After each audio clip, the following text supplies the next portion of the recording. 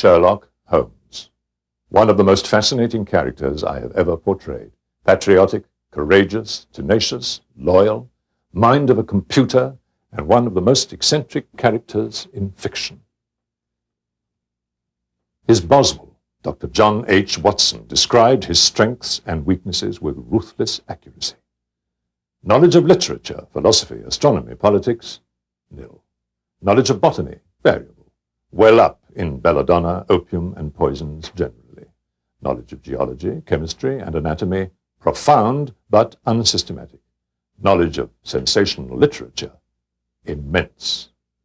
He appears to know every detail of every horror perpetrated in the century. He is an expert boxer, swordsman, and single-stick player. Plays the violin well, self-poisoner by tobacco and other substances. The best and wisest man whom I've ever known. Sherlock Holmes.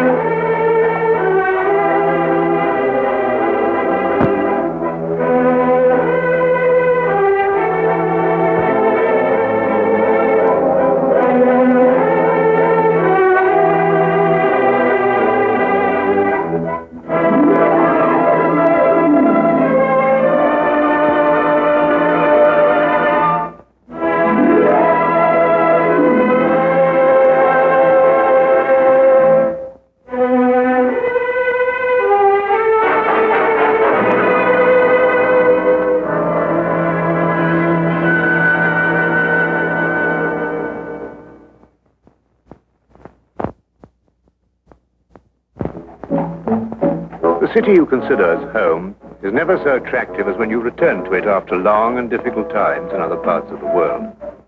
My name is Dr. John Watson. I had served and been wounded in the more remote regions of Afghanistan and had been discharged from the army with specific instructions to rest. The sight of London again was already working its soothing tonic. As I rode through the familiar streets, I never suspected that a chance introduction would lead me into the most amazing adventure of my entire life. Watson, old man! Hello, how have you been? It's good to see you. Not as well as you, obviously. You look great, old man. Heard you were wounded. Well, it could have been much worse. Sit down. Care for a drink? That one. Good. Well, what are your plans now? Got nothing really at the moment. I'm looking for lodgings. Trying to solve the old problem of comfortable quarters at a reasonable price. That's odd. There's a second man today that's used that expression. Who's the other?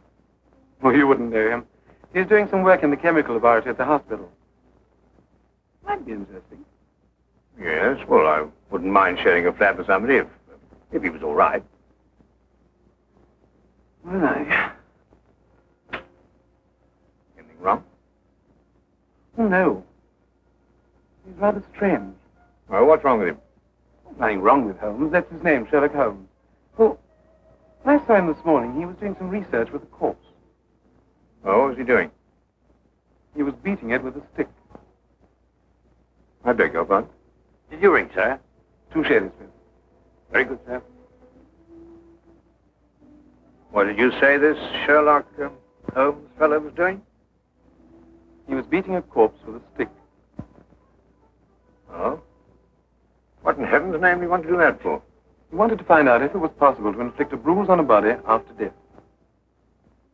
Why? You know? You ask him? It's another strange thing about this Holmes. Somehow, one never thinks to question him.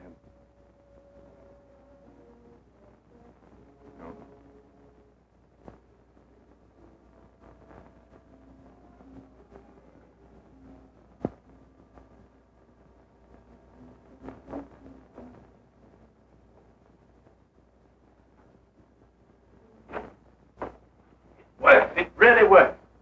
You realize you've just entered the greatest chapter in the history of forensic medicine. You're Dr. Watson. Yes, I am. What works? Foolproof test for hemoglobin. You realize what this means, of course? No, I don't. You must be Sherlock Holmes. It will create a revolution in criminal investigation. Yes, I'm Holmes. How did you know I was Watson? Because you've just come back from Afghanistan. How do you do? How you do? How did you know I'd just come back from Afghanistan? Well, it's written all over you. The problem has generally been that a man is suspected of a crime months after the crime is committed. Then when they find bloodstains on objects of clothing, they can't be sure if it's blood, mud, or rust stains. But this solves the whole thing, of course. Oh, of course. Of course. Stanford told me you're looking for someone to share a flat you'd found. You know, if this test had been in existence a year ago, it would have meant that von Bishop of Frankfurt would most certainly have been hung.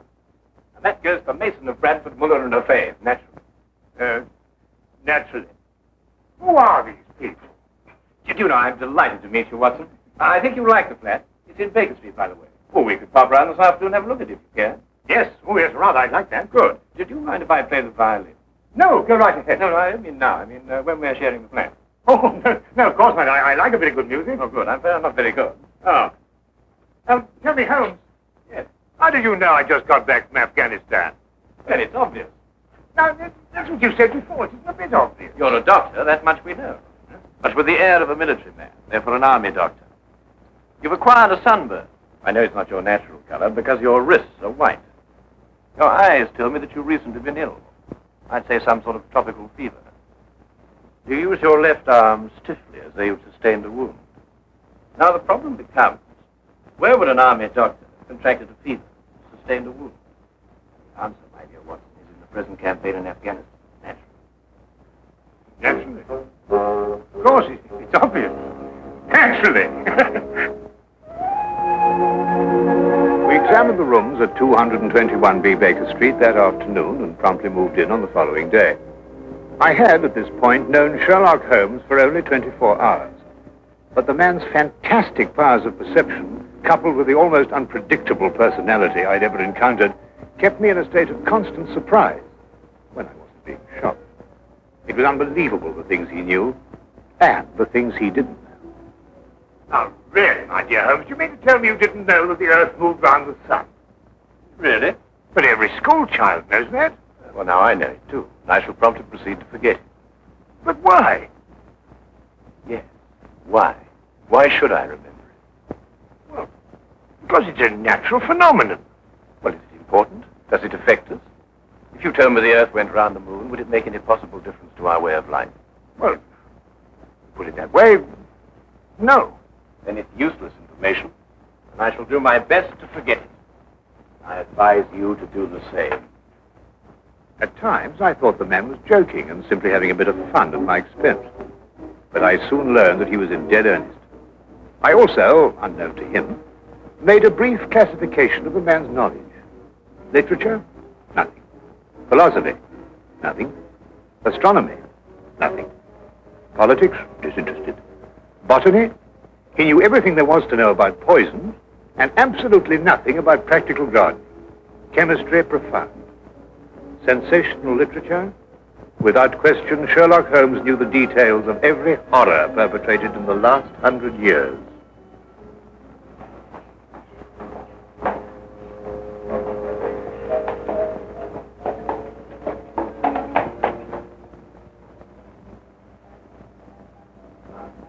I believe we have a visitor. Really? Who's coming here? I believe so. I would also say he's a retired sergeant of Marines. Oh, you know the man? Never clapped eyes on him before in my life. Well, in that case, that's one of the wildest statements I ever heard. How can you possibly guess he's a retired sergeant of Marines? You've never seen him. A guess, my dear Watson. A calculated deduction. Yes, he is coming up here. Do you mind if I ask you his profession? Oh, by all means. Now, where did I put my violin case? Oh, it's over here. There you are. Ah, my old friend. Come in. Excuse me, gentlemen. I have a message here from Mr. Sherlock Holmes.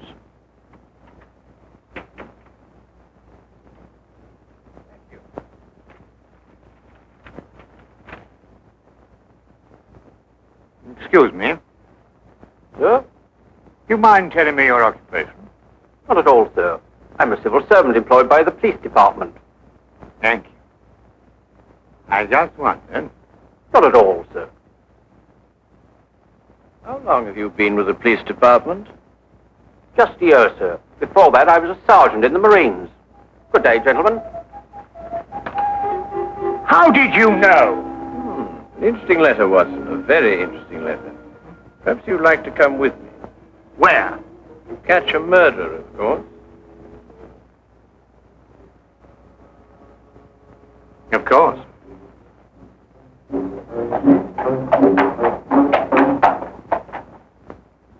How did you know that man was an ex-sergeant of Marines?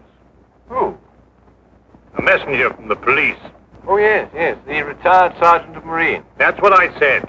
Well, there's nothing mysterious about such observations, my dear Watson, but unfortunately, when explained, they lose their romantic order of mystery. My decision was based on observation and logical deduction.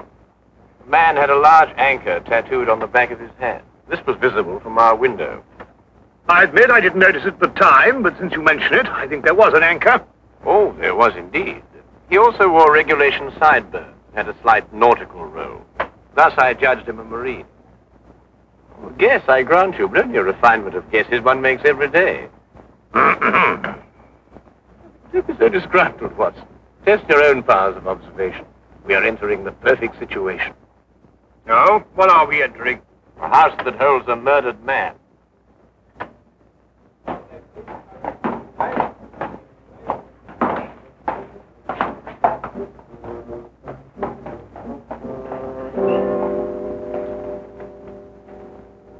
Inspector Lestrade inside. Yes, sir. May I have your name, please? Yes, Sherlock Holmes. This is Dr. Watson. Oh, that's quite all right, sir. Inspector Lestrade gave instructions to admit you. Oh, good. Oh, by the way, has the body been removed? No, sir, but the medical examiner's just gone. Oh, thank you. Let's hope they haven't moved things about too much. The police forces of the world seem to have an organized science of messing things about. Oh, I wouldn't say that, Holmes. Now then, move along there, everybody. Move along. There's nothing to see today. I don't know. I swear I don't know. I tried to help you. Don't you believe me? I had to do what I could. It was instinctive. Instinctive for a woman like you to commit murder. That's not true. You know it's not true. I know you hate me, but you can't believe I'd do a thing like this. Yes, I can, and I do. She's a murderess. You know it as well as I. She murdered your brother. It's a lie. Yes, it's a lie. The entire story's a lie. The relationship you had with my son was a lie. My son's been murdered. This girl's a murderess.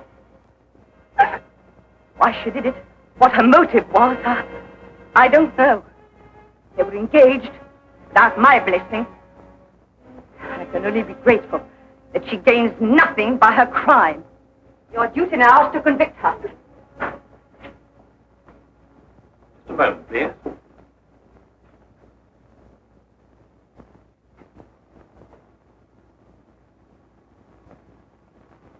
Notice the angle of incision, Watson. Yes. And the force of the blow and the general penetration of the upper region of the chest. How long would you estimate before loss of consciousness? Well, it's difficult to say. 30 seconds. Oh, between the two. I see. And death? Shortly thereafter. 2 minutes? 3? 3 or 4, I'd say. Thank you, Watson. All right, take him out. Forgive the interruption. I would prefer to have been invited before the body had been moved. I thought you'd be interested, Holmes. Oh, thank you, Lestrade. Well, may I introduce my friend, Dr. Watson, Inspector Lestrade of Scotland Yard? How do you do? How do you know? So you're completely stuck, eh, Lestrade? What do you mean? Well, you thought I'd be interested. Why don't you admit it? You're in a jam. Magnificent cabinet work, don't you think? What you say isn't exactly true, Holmes. I've done you a favor. This is an interesting case. Of course, there are 1 or 2 unexplained details, but I don't believe it'll be long before we're What's clear. your principal problem? There's no motive. I found this girl with a knife in her hand. My brother lying dead on the floor. I found Peter on the floor. I tried to help By stabbing him? by removing the knife. Anybody would have done the same thing. I loved him. My Dear young lady, there's no cause for you to alarm yourself. No one's accusing you of, of what happened. This would be a clear-cut case if only she had a reason for murder. There happened to be a policeman outside the house during the murder, and he said that no one came in except her. Well, what about the others? Who benefits by her death? Well, no one. The estate was left in such a way that if he died before he married, everything went to charity. My dear Inspector Lestrade, he didn't die before he married. This young lady and the man whose body was carried out of here have been married for at least a week. In the event of his death, I imagine everything passes to her.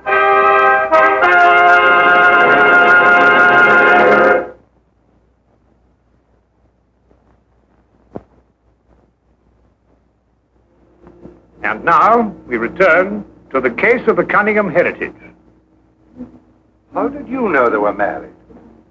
Weren't you?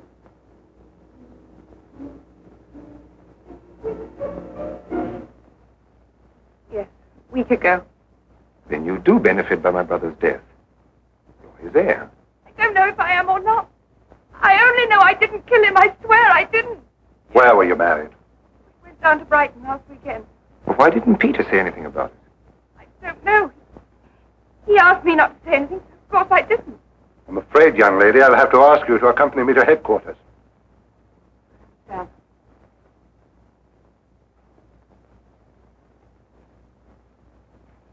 Inspector, I think I should tell my mother. Oh, yes, of course. Tell me, Holmes, how did you know they were married?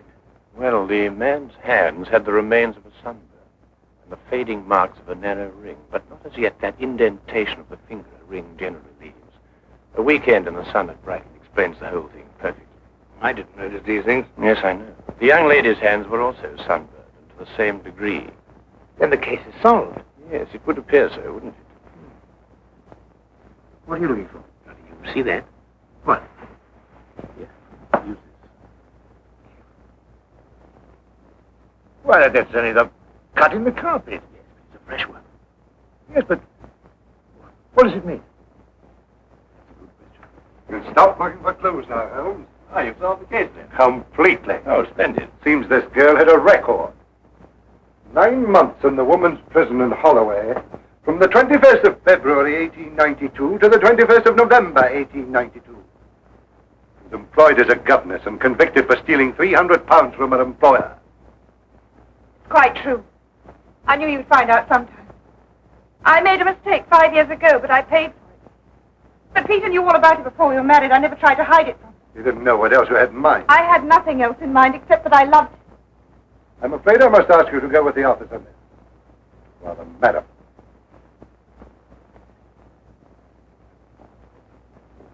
Well, that's how I like my cases. Fast and simple. Oh, you must tell me some more about it. Well, there's nothing to tell, really. Her story was that Peter asked her to call here at 10 sharp. She arrived, found the door open for her, came in here and found him writhing on the floor with a knife on his chest. She screamed, pulled it out. Just then, Brother Ralph walked in. Peter died without saying another word. So she stabbed him for the inheritance and was caught in the act. Simple. Well, falling off a log. Couldn't be simpler, could it, Watson? Well, I still think it's a tragedy. Yes, but my job, Dr. Watson, we run up against it all the time. Huh? No, thank you. Well, I suppose you had some amazing adventures. Yes, but one learns to have a real philosophy of life and get a good perspective. Yes, I suppose. But just the same, I think it's a pity. Just another case of a clever girl being too clever. The clever girl who intended to murder her husband, he certainly chose the most stupid possible way to commit the crime. Why, what was that? Well, what's this? Checkbook. Oh, amazing deduction, Lestrade. Look. So Peter Cunningham drew a check for £1,000. 6 weeks ago, and 5 weeks ago, and 4, and 3, and 2, and that's all. Well? They're drawn to cash. Well, I don't get your point. He was a very rich man. Well, it's a great deal of cash. It was his own money. I suppose he could do what he liked with it. You may have hit the proverbial nail, Lestrade. Now, look here, Holmes. You're trying to start something that just doesn't exist. Do you think so? I have a great deal of respect for your opinion, Holmes. But your trouble is that you can't leave things alone. If there isn't a mystery, you have to make one, or you're not happy. You're right, I'm not happy. There are marks on the carpet indicating a struggle. The man whose body was carried out of here was over 6 feet in height. If he had struggled with the girl who had left here, I don't think he'd have lost. She surprised him. Oh, but he was expecting her. That's her story. I'd say she sneaked up on him. What, and stabbed him in the chest? How do you sneak up on someone and stab him in the chest, Lestrade? Now, look here, Holmes. You're trying to start something, and I just won't stand for it. That girl's a jailbird, and she's guilty, and she's going to hang. And that's the end of the case. I see Inspector Lestrade is up to his usual mental gymnastics, trying to hammer square pegs into round holes. Well, Lord, it's been a great pleasure meeting you, Inspector. I warn you to keep away from that man, Holmes, or you'll be insane in less than a week.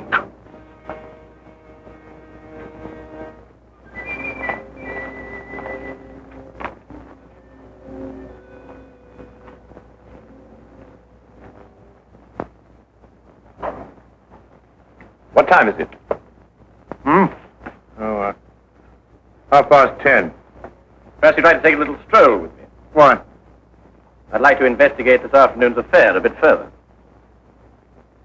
Oh, yes. I'd like that. I thought you'd forgotten about it. Not at all. I've been thinking about it all evening. Shall we go? Then we must exchange our thoughts en route. Where are we going? To the Cunningham house. I didn't know you'd made an appointment there. No, I didn't. Oh, well, who do you expect to see? No one, I hope. Well, I'm terribly sorry, Holmes, and I'm afraid I don't understand what you mean when you say you want to go to the Cunningham house and you don't... You can't do that. What? Well, you can't break into the house. Why not? It's against the law, that's why not. Why, if we're caught... That's it. What is? If we're caught. But that makes no difference. It makes no difference at all. The thing is, if we're caught, it's against the law.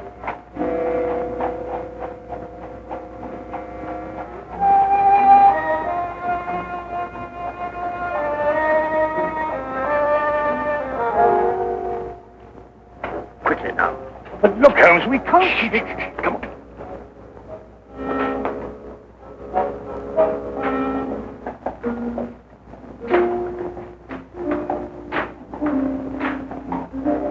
Good evening, Inspector. Good evening, Sergeant. Everything all right? Yes, sir? I just thought Sherlock Holmes might have dropped by. Where'd you get the key? Oh, the key's a burglar's too. A burglar's too? Street clear?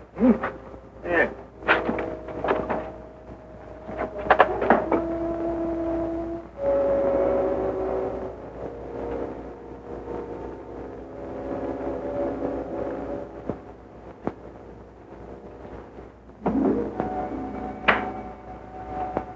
How do you know he's out? Because I had a spy watching the house. Go through that cabinet.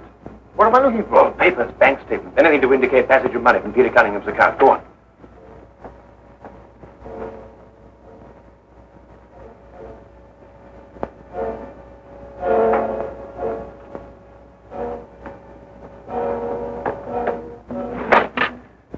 It's absolutely ridiculous.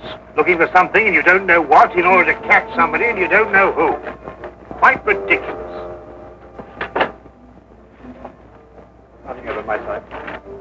Keep looking. Who do you think's got it? Whatever it is we're looking for. Why did Peter Cunningham try to hide the fact of his marriage? A week or a month put the main indifference as far as his mother was concerned. She would never have consented to his new bride anyway.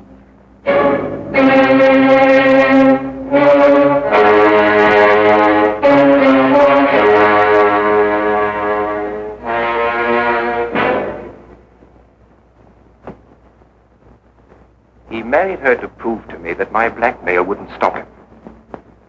And then he withheld the fact in order to give me 1 week to clear out of the country before he exposed me. The money he paid you went to buying up your promissory notes. I was being pressed, Mr. Holmes. My brother's engagement to a jailbird gave me a perfect opportunity to extract a little money from him.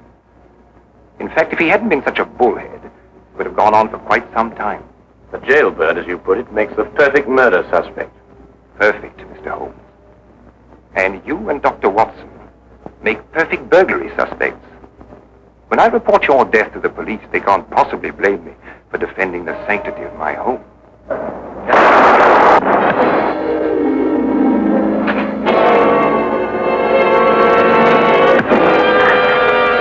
Well done, Watson. Oh, I could have done a bit better on you. It was my bad shoulder. All right, Watson. Think no more about it. So that's our murderer. Yes, the only possible one, of course. Only a man could have struck that blow. Peter died, as you say, within 3 or 4 minutes. And there was a bobby outside the whole time. Yes. Crystal clear. No, it's obvious. Well, what do we do now? What's going on here? Who fired that shot? We will sit with the good inspector, and with the aid of our evidence, a bit of logic, and a few simple diagrams, we will endeavor to convince him that night follows day, and that 1 and 1 inevitably makes 2. How did you two get in here anyway? Now, Inspector, calm yourself, calm yourself. Come, sit down. Now, there's a good fellow. Sit right here. Now, you see, we have a great deal to talk about.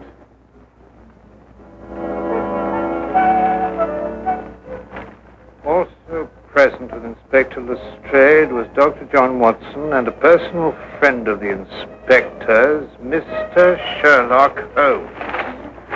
This is ridiculous. It's fantastic. This isn't the way it happened at all. This will revolutionize investigation, Watson. This whole account is a lie. Fingerprints, Watson. That's the coming thing. No nonsense. What are you going to do about this? A bit more research. Here, give me your fingers on the sheet of paper. Oh. Are you going to sit there with these disgusting little smudges and let them get away with this? Beg your pardon? Well, I won't. They're going to hear from me. Brilliant Inspector Lestrade, indeed. Why, it took you 3 hours to convince that bonehead. I don't know. Never in mind his life by her. He was innocent.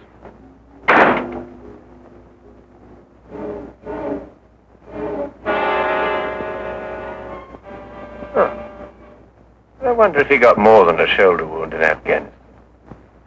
Oh.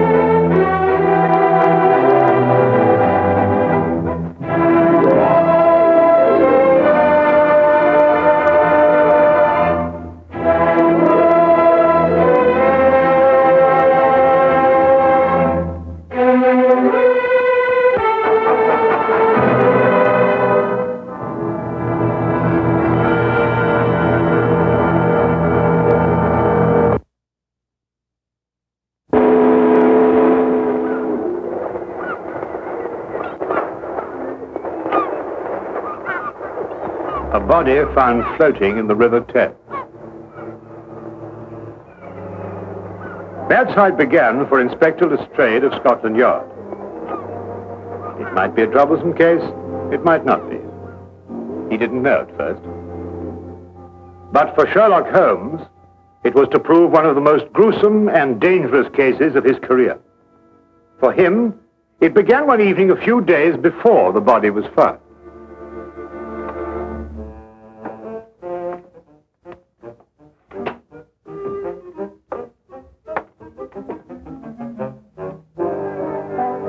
Writing another monograph, huh? Nothing so exotic, my dear fellow. I'm trying to balance my bank account. Oh. I don't know why banks will make such an elaborate and complicated affair of what is basically a simple and beautiful business, putting money in and taking it out. Well, I think it's the taking it out that complicates it for me.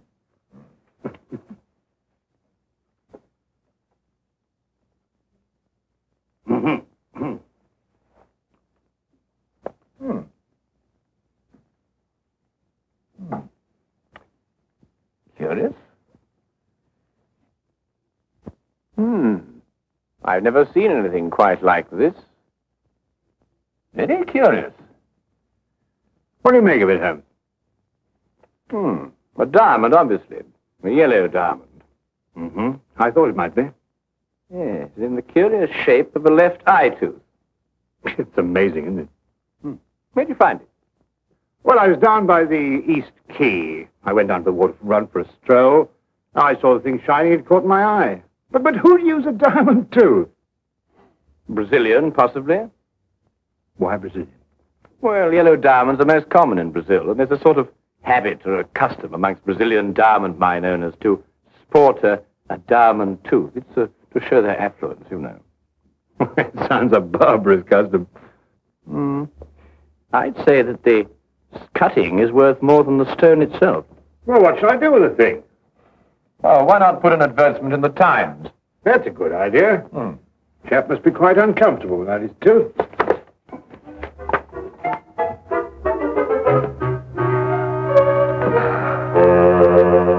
Now, let me see.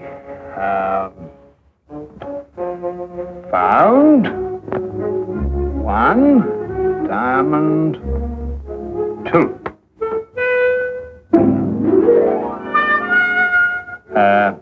Found one left upper diamond tooth.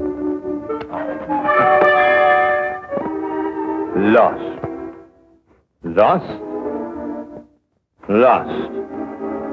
Everything's lost in this lost and found job. You've noticed that, Holmes? Here we are. Found one diamond tooth. Will owner kindly apply 221B Baker Street? Do you think anyone will answer this?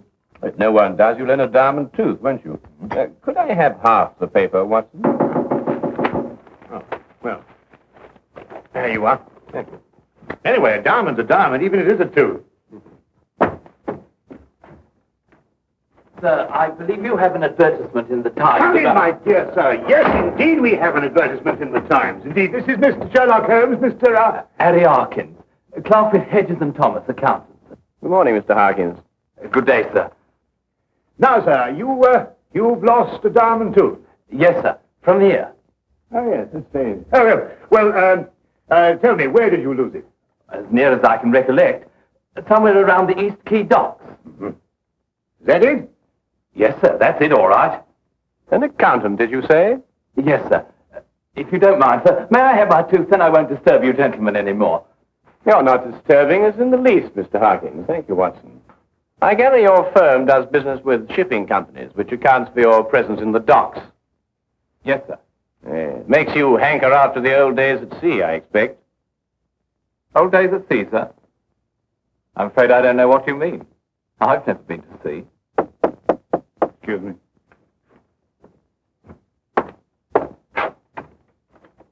Hi there, Inspector. Come on in. Good morning, Dr. Watson. I'm glad I found you. Oh, hello, Holmes. Morning, Lestrade. May I introduce Mr. Harkins? This is Inspector Lestrade of Scotland Yard. I'm delighted to meet you, sir. Delighted. Dr. Watson? Yeah? I wanted to ask you if you... About the body they fished out of the Thames a little while ago. Yes, how did you know? Well, your shoes and the bottoms of your trousers are wet. I might have stepped in a puddle. Hasn't rained for a week, Lestrade. Besides, that particular reddish mud comes from the Thames embankment near New Quay. Any place in London you'll find it. A body? Well, only a body would bring you to Baker Street without bothering to change your shoes and trousers. I was waiting for that.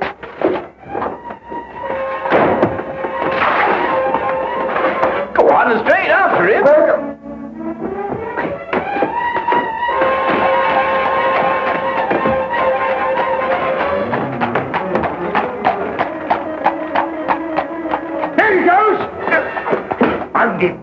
I said that way. Well, I'm sorry, Dr. Watson. I thought you said that way. Well, it's too late now. We'll never catch him.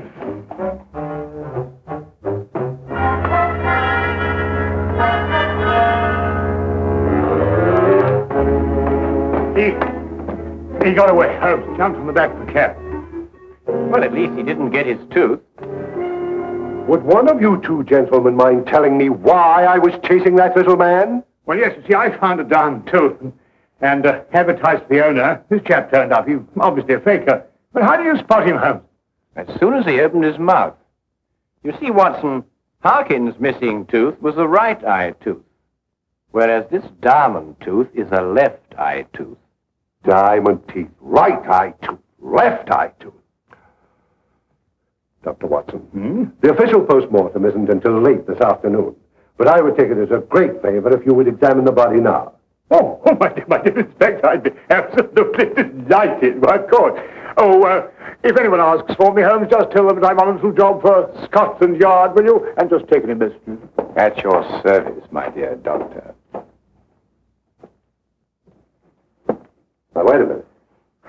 What about this man I was chasing? Oh, nothing very much. He was just after this diamond tooth, that's all. Yes, but where did that come from? It came from the body you fished out of the river this morning. You coming? Oh, yeah. Rigor mortis is set in fully. He's a giant of a man. 6'4" at least. About 18 stone. Must have been as strong as a horse. Probably died of drowning. There's no sign of a wound, is there, Doctor? No, but I don't think he was drowned, Lestrade. He did occasional diamond cutting. How do you know that? Oh, the condition of the left thumb, characteristic of diamond cutters. Yet the callosity is not a deep one, showing the trade was casual. Oh, might have been a cobbler. Well, then it'd have been the right thumb. In any case, his clothes don't indicate humble profession. Well, Watson, we leave him in your practiced hands, with a word of caution. About what? The very thing that was worrying you. This man obviously didn't die under ordinary circumstances. Well, come, Lestrade.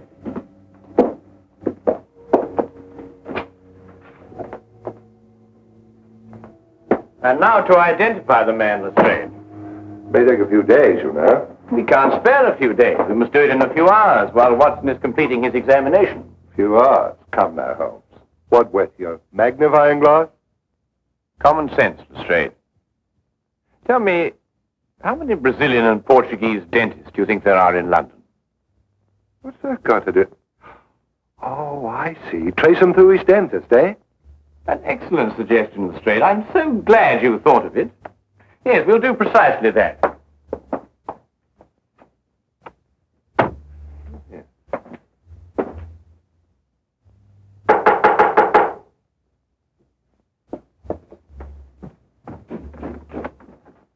Senor Gomez? Si, I am Senor Gomez. You have the toothache? No, I'm afraid I haven't, senor. I'm so sorry. My name is Sherlock Holmes, and this is Inspector Lestrade of Scotland Yard. How do you do? Scotland Yard? The police? But, senors, I have done nothing wrong. If Signor Martinez say I pull out his tooth without his permission, he is a liar. We've come in a different matter, Mr. Gomez. A matter of a diamond tooth, to be exact. But you wish a diamond tooth? No. You, senor, you wish to have your teeth fixed, huh? No, I'm afraid not. Not today.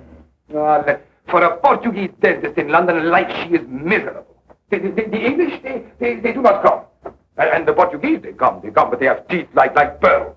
Aha. Fish, I presume. See, fish. Oh, fish, they eat nothing but fish. Fish, they make teeth strong. If I could, I would take out all the fish in the sea and like that. I hate fish. It's a very understandable sentiment, senor. But tell me, you have a patient with a diamond tooth? Si, Francesco Vargas. An eye tooth? Si, left upper eye tooth. Put in many years ago when he had great mine in Brazil. Big chap? Oh, giant. That's him, Holmes. It would appear so, Lestrade. Tell me, this Senor Vargas, what business is he engaged in? Oh, I think he imports the diamonds. Well, thank you very much, senor. Well, we won't trouble you any more, Dr. Gomez. Perhaps you have a friend that needs the repairs to the teeth. Yes, possibly I have. Yes, indeed I have. A doctor friend of mine. No, but on second thoughts, I seem to remember he's rather partial to fish. Oh. Good day, Doctor. Good day. Fish. Always fish. Ah, Santa Madonna.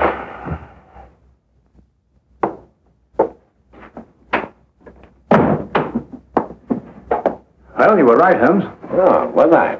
You're drowned, eh? No. No water in the lungs. Well, the body showed no cuts or lacerations. I know. Not even a bruise. It's amazing, Holmes. Downright uncanny. Of course, there was an advanced state of rigor mortis which concealed the condition. What condition? Well, practically every bone in his body was broken. Great Scott, is that what he died of? I don't know how this strayed, but this man was literally crushed to death. Oh. Well, that man was a giant, too, yet he was literally crushed like a fly. Well, there's one thing, Holmes. It certainly wasn't your little man. Well, hardly. It took a superhuman force to kill him. Not superhuman, my dear fellow. No? Then what? Inhuman, Watson. Inhuman.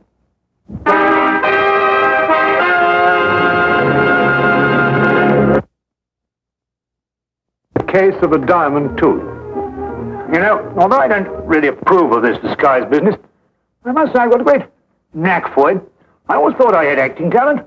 Yes, Watson. I'd say a bosun's mate at least. Yeah. You know, I still don't know what we're doing all dressed up like this. Well, from now on, we're a couple of unemployed mariners looking for berths aboard a ship. Oh. I say, Holmes, there's nothing illegal about this, is there? Oh, now, really, Watson, your lack of faith shocks me. Oh, no, dear chap, I didn't mean Yes, quite. Now, Watson, when you found that diamond, did you happen to notice a pub in the vicinity of the river? A pub. Now, let me see. Well, not that I'd really noticed one, you understand, but there must be lots in the vicinity. Why don't we look for the closest? We'll do just that. Well, I still don't see, my dear chap, what we're doing. If we're successful, my dear fellow, we might even sail for Brazil. Brazil? Yes. Oh, Brazil, I'd like that.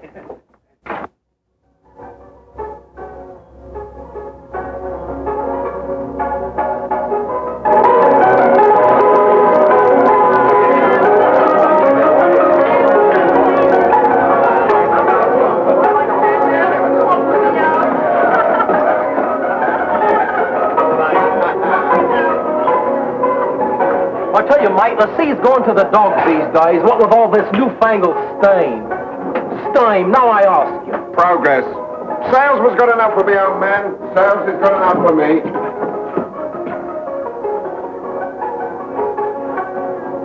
Evening, lads. No import, ain't you? Aye, and it's a fierce search we got on us tonight, my darling. What'll you be taking for it, Patrick? A pint of bitter? I'd like to find a bit, And a pint of mild for me, please, miss. This is such a pretty little collie, you can make it half and half. So, you trying to mix me up, sailor? Now, why would I be after doing that, my darling? What? You're sure this is the pub near where you found the diamond? I think so. It looks the same from the outside. What part you of, mates? Shanghai, me old shikari. Shanghai? I know it well, I do. I hear Butcher Jimmy's got himself sliced up. How is the butcher? The butcher?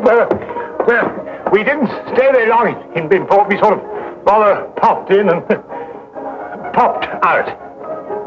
Why had I seen you before, sailor? Like you in here the other night for a pint? Who, me? Well, I... Oh, I suppose not. Regular tough that chap was. Oh, really? Drank his beer without spilling a drop. No. But blimey, if you took off that beard, you'd be the spitting image of him. If I took off my beard. If I took off my... Where you sailing for, mates?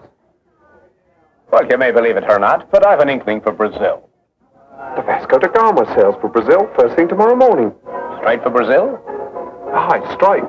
Star of the South sailing tomorrow morning, too. Put in a couple of days ago from Brazil. But she ain't going straight back. Puts in first in Antwerp, she does. Antwerp. Center of the diamond industry, Holmes. I wouldn't sail in the Star of the South, I wouldn't. Not on the Captain Lancy. Hard-case skipper, is he? Proper demon of a man. Slap you in irons as soon as bid you good day. What's this tooth Captain Lancer did the other night? Raised a regular fuss about it, looking everywhere. How could the blighter lose his tooth? Easy. Fell out. Lost me all up a plate that way once. Yeah. Did he find his tooth? No, couldn't find it nowhere.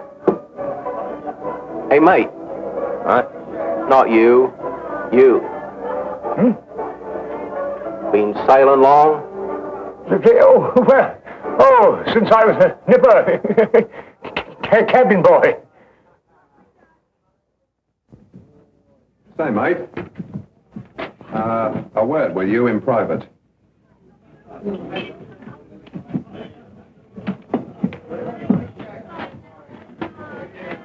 I'd be careful of your pal there, mate. Ain't what he seems to be. No? He's in disguise. Look at them whiskers. Probably out to do you in.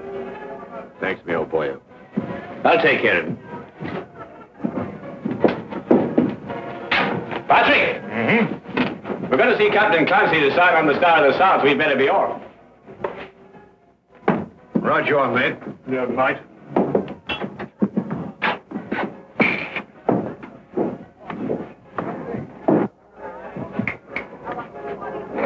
Come on, Rosie, pull him up.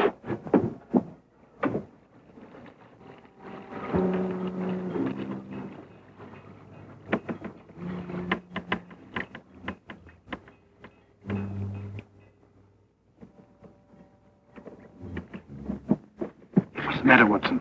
The beard, it's dropped in the water. Never mind about it. Come on. Yes, I know, but...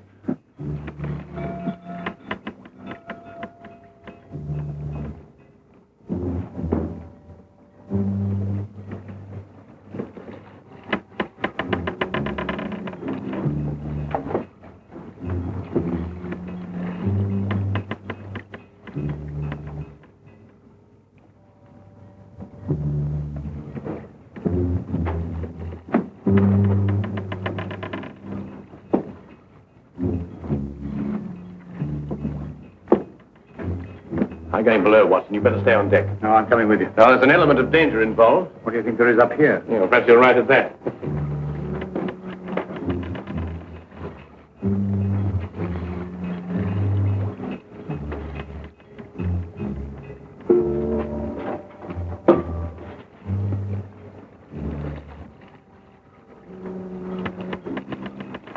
What are we looking for, Holmes? The murder of Francisco Vargas.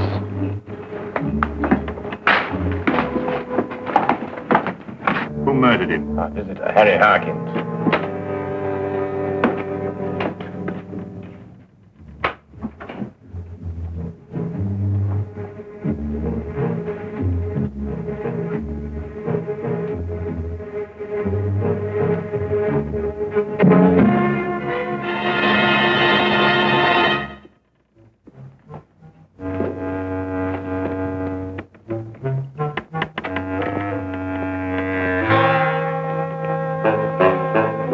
Look, Watson. The lantern crushed and broken, just like Vargas. Great Scott. Do you mean Vargas was killed in here? I'm beginning to think so.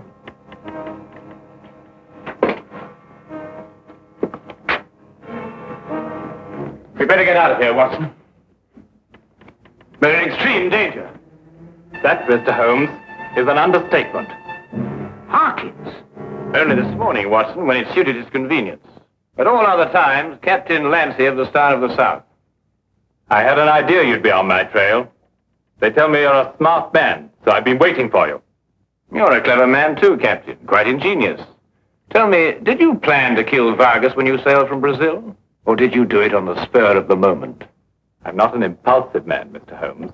So you were prepared then when he came to collect the diamonds you'd smuggled in for him. How did you lure him down here? Would he expect me to hand over the diamonds where the crew might see us? You never killed Vargas. You're not strong enough. Aye, but ask a friend how I did it. He'll tell you. No good, Holmes. Bolted it. Quickly, Watson, we've got to get out of here. Well, how? No, not that door. There's a cargo door behind those crates. Come on. Let's get to it.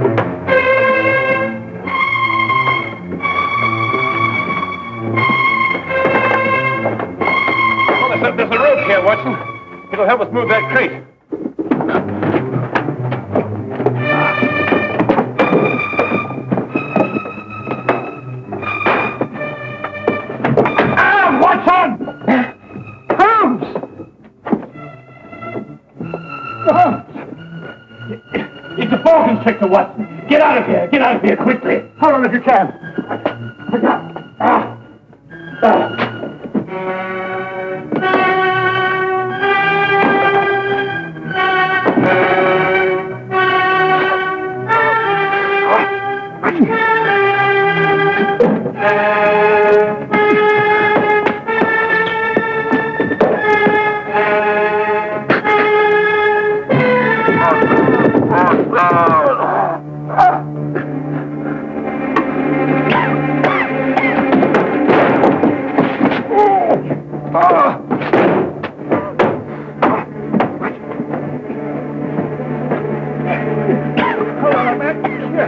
Come with me.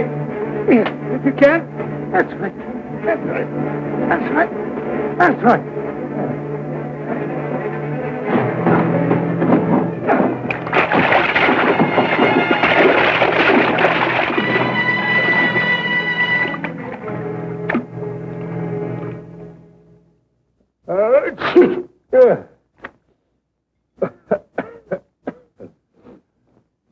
That was a nice piece of deduction you did, Holmes, but you know, you really ought to have let the Yard handle this case. In my present condition, I'm inclined to wish I had. How did you deduce that it was a boa constrictor? Well, I could think of nothing else that would strangle a huge man like Vargas. The boa constrictor comes from South America, and both Vargas and the Darwins pointed to Brazil. You know, if Lancy hadn't lost that diamond tooth that he took from Vargas before he threw the body overboard... Ah, yeah, and if he hadn't been greedy and answered that advertisement... Yes, but he did lose the tooth, Watson, and he did answer the advertisement. Oh, Watson? Yes, Holmes? I must say, that was very quick thinking on your part in the ship. Oh, well, you know, there's time and men of action must step in. Not only think quickly, but act quickly. You know how it is? Oh.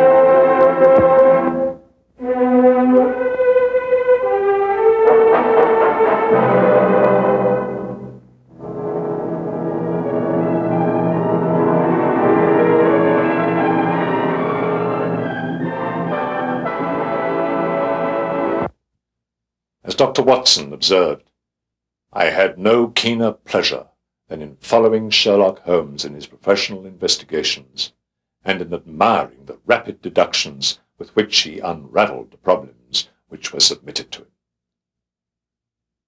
May Sherlock Holmes of Baker Street continue to give us all such keen pleasure for many years to come.